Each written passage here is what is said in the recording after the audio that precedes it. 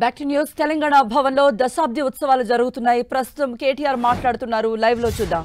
హృదయపూర్వకంగా వారికి శుభాకాంక్షలు తెలియజేస్తూ కేసీఆర్ గారితో కలిసి నడిచిన ప్రతి ఒక్కరికి ఈ రోజు మా దారులు కొంతమంది వేరు కావచ్చు, ఇతర పార్టీల్లో ఉండవచ్చు, లేదా ఇంకెక్కడైనా ఉండవచ్చు, కానీ కేసీఆర్ గారి అడుగులో అడుగు వేసి నడిచిన ప్రతి ఒక్కరికి పేరు పేరున ఈ 24 సంవత్సరాల ప్రస్థానంలో బీఆర్ఎస్ పార్టీ ప్రస్థానంలో, ఆనాటి టీఆర్ఎస్ పార్టీ ప్రస్థానంలో కలిసి నడిచిన ప్రతి ఒక్కరికి పేరు పేరున ధన్యవాదాలు.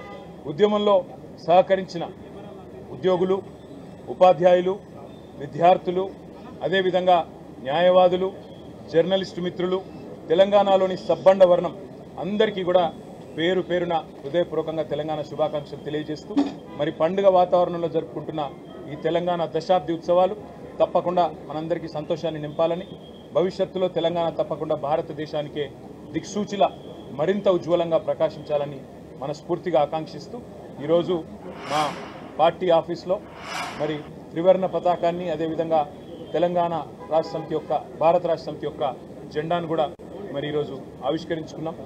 ఈ సందర్భంగా మళ్ళొక్కసారి మీ అందరికీ కూడా సహకరించిన ప్రతి ఒక్కరికి కూడా హృదయపూర్వకంగా ధన్యవాదాలు, తెలంగాణ దశాబ్ది శుభాకాంక్షలు కూడా తెలియజేస్తాను.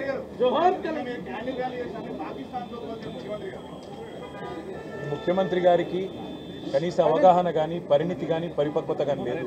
ఎందుకు లేదంటున్నానంటే, వాళ్ళ పార్టీకి సంబంధించిన రూపేష్ సహకరించిన ప్రతి ఒక్కరికి కూడా హృదయపూర్వకంగా ధన్యవాదాలు, తెలంగాణ దశాబ్ది శుభాకాంక్షలు కూడా తెలియజేస్తాను.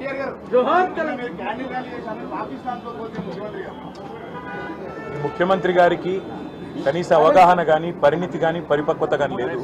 ఎందుకు లేదంటున్నానంటే, వాళ్ళ పార్టీకి సంబంధించిన భూపేష్ వాఘేల్ గారు నిన్నటిదాకా ఛత్తీస్గఢ్ ముఖ్యమంత్రి, ఆయన కూడా ఛత్తీస్గఢ్ అవతరణ సందర్భంగా 3 రోజుల పాటు ఉత్సవాలు నిర్వహించారు.